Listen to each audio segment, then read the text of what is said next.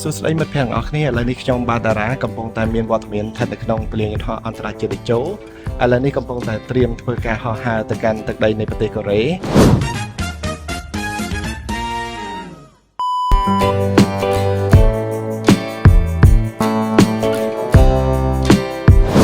អូខេឥឡូវនេះខ្ញុំបានចុះមកដល់ពលានយន្តហោះអេឈុនហើយកំពុងតែរកចាំភ្ញៀវដើម្បីយកទៅបោះតាទីខិតឆ្លងដែនតបមកនឹងធ្វើរបាយទៅកាន់ទីក្រុងសេអ៊ូលអើយចាប់ហើយមកដល់ថ្ងៃនេះត្រជាក់ហើយភ្លៀងទៀតតាអីទេបាទឃើញថាភ្ញៀវក៏សប្បាយដែរជាមួយនឹងទេសភាពបាទសម្រាប់ទីក្រុងដ៏ស្រស់ស្អាតរបស់ទីក្រុងសេអ៊ូលមួយនេះហើយ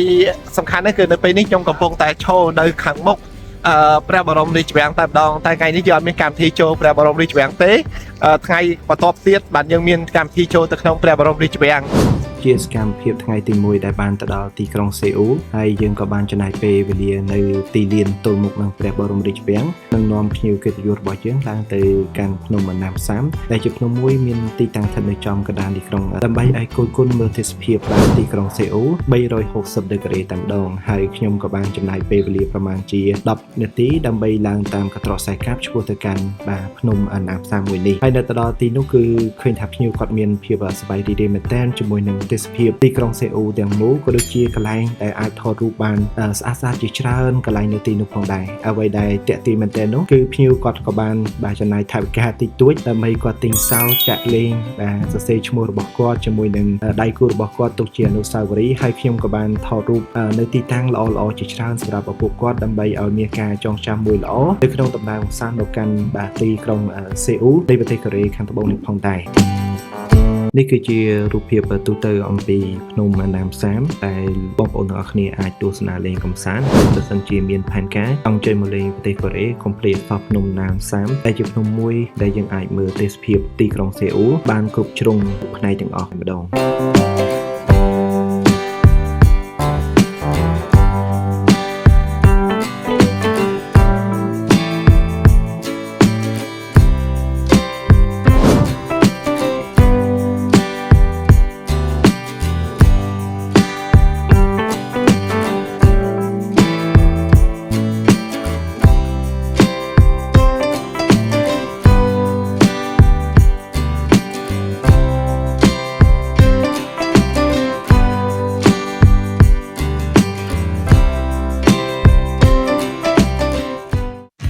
អរុនស្រីមិត្តភ័ក្តិទាំងអស់គ្នាឥឡូវនេះដែរខ្ញុំបាទតារាបានកំពុងតែស្ថិតនៅក្នុងបាទ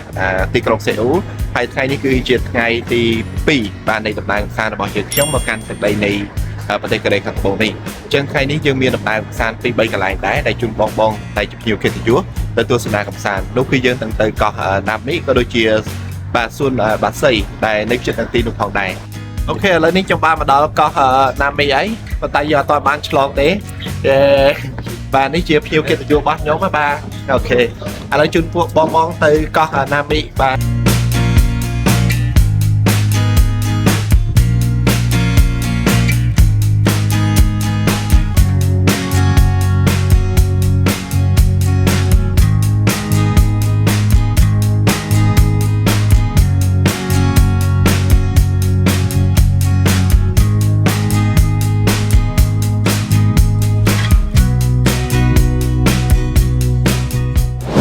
ឥឡូវនេះខ្ញុំបានមកដល់កោះណាមីហើយកំពុងតែជូនភ្ញៀវទៅតំបន់ទេសចរសាសាតនៅក្នុងកោះណាមីនេះផងដែរអញ្ចឹងខ្ញុំឃើញថាភ្ញៀវខ្ញុំឥឡូវកំពុងតែគាត់ថតរូបហើយខ្ញុំក៏ពិតទៅខ្ញុំជួយថតគាត់ហើយម្ដងហើយប៉ុន្តែនេះឆ្លៀតពេលតិចធ្វើវីដេអូខ្លួនឯងតិចតួចអញ្ចឹងណាខ្ញុំនាំភ្ញៀវទៅកន្លែងចំណុចសំខាន់មួយទៀតនៅលើកោះណាមីនេះតែម្ដងកន្លែងហ្នឹងគឺជាកន្លែងដែលពេញនិយមហើយអាចថាជា unique មួយរបស់កោះណាមីនេះបើសិនយើងមកដល់កោះណាមីយើងអាចបានទៅដល់កន្លែងហ្នឹងថតរូបទេវាហាក់ដូចជាយើងហ្នឹងអត់បានមកដល់កោះណាមីអញ្ចឹងបាទនេះឥឡូវនេះខ្ញុំបានមកដល់កន្លែងសំខាន់នៅក្នុងកោះណាមីហើយអញ្ចឹងបងអាចឃើញរូបថតរបស់តារាគេទាំងពីរ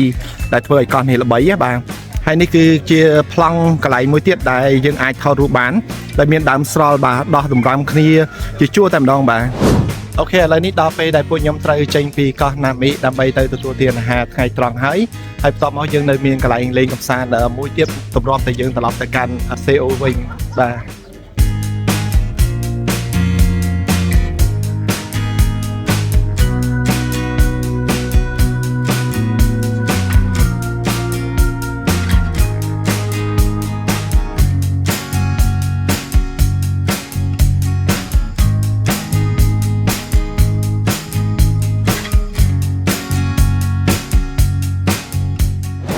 ខេឥឡូវនេះខ្ញុំបានមកដល់ខាង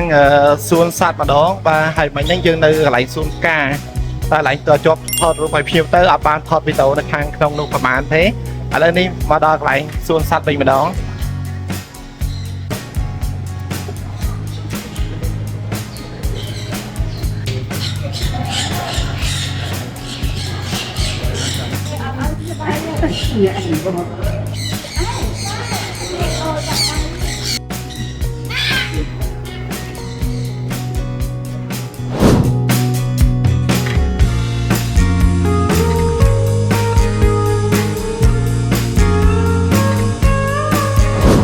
អូខេឥឡូវនេះខ្ញុំបានមកដល់ផ្លូវហុងដេដែលជាផ្លូវរបស់យុវជនបាទខាងកូរ៉េបាទឃើញថាថ្ងៃនេះមានមនុស្សច្រើនអ៊ូអរមែនតើបាទហើយនៅហុងដេនេះគឺជាតំបន់មួយពេញនិយមបាទយើងប្រៀបធៀបជាមួយនឹងបយ៉ុងដុងវាម្យ៉ាងម្នាក់ប៉ុន្តែគាត់អ្វីដែលខ្ញុំសំខាន់ខ្ញុំមើលឃើញនោះគឺកន្លែងនេះសម្បូរដោយយុវជនឬក៏ក្មេងៗមកច្រើនដោយសារតែនៅនេះវានៅជិតនឹងសាកលវិទ្យាល័យ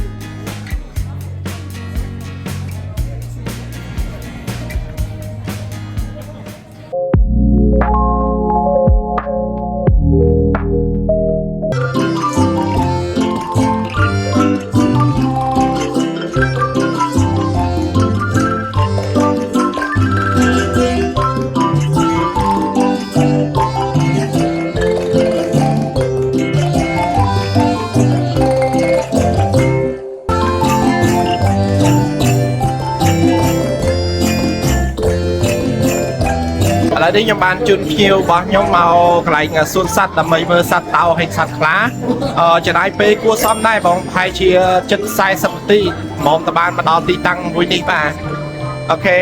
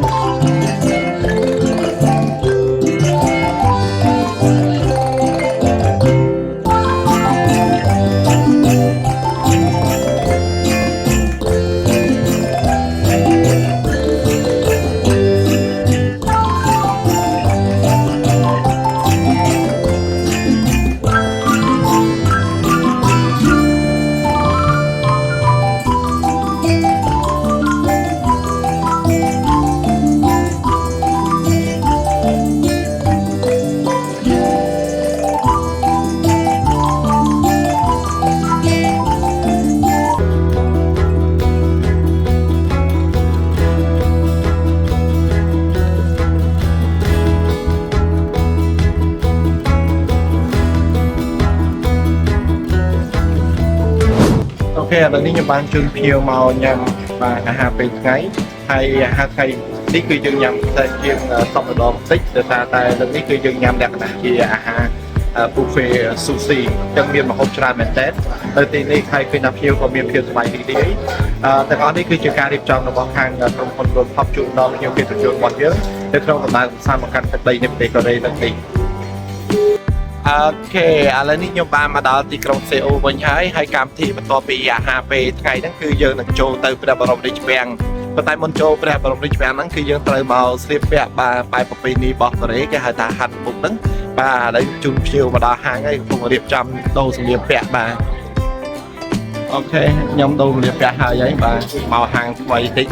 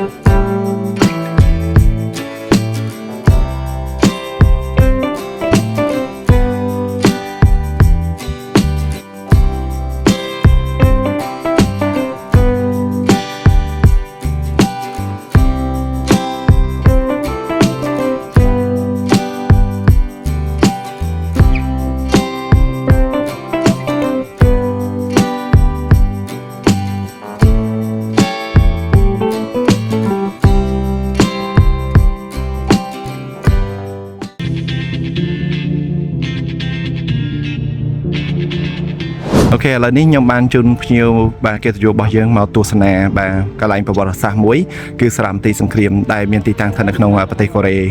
ខាងត្បូងនេះតែម្ដងបាទស្ដីអំពីសង្គ្រាមរវាងកូរ៉េខាងជើងក៏ដូចជាជាមួយនឹងកូរ៉េខាងត្បូងកន្លងជាឆ្នាំ50ជាងហើយកន្លែងនោះមិញហ្នឹងគឺខ្ញុំដើរកាត់ហ្នឹងគឺមានបាទដាក់តាំងឈ្មោះនៅទាហានដែរគាត់បានពលីជីវិតនៅក្នុងសង្គ្រាមមួយនេះផងដែរឃើញថាមានប្រទេសរហូតដល់16ប្រទេសបានចូលរួមនៅក្នុងសង្គ្រាមមួយនេះផងដែរ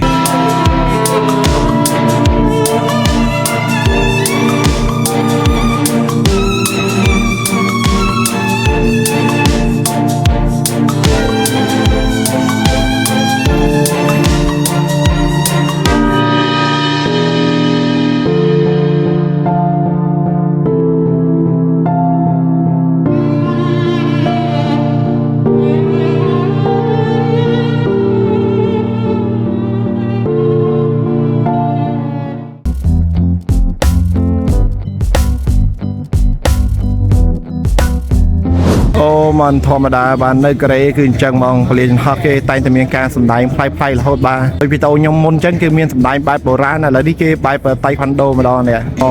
โดนแต่ใส่เตรียมไม่ไป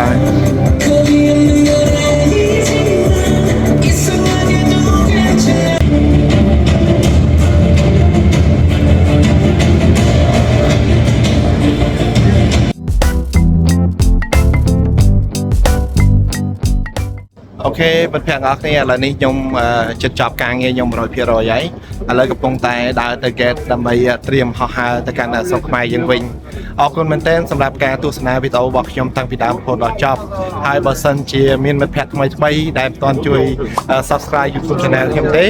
បាទក៏សូមជួយ Subscribe នៅ YouTube Channel របស់ខ្ញុំបាទផងដើម្បីខ្ញុំមានកម្លាំងចិត្តនៅក្នុងការធ្វើវីដេអូផ្សេងៗទៀតអញ្ចឹងណាអរគុណច្រើន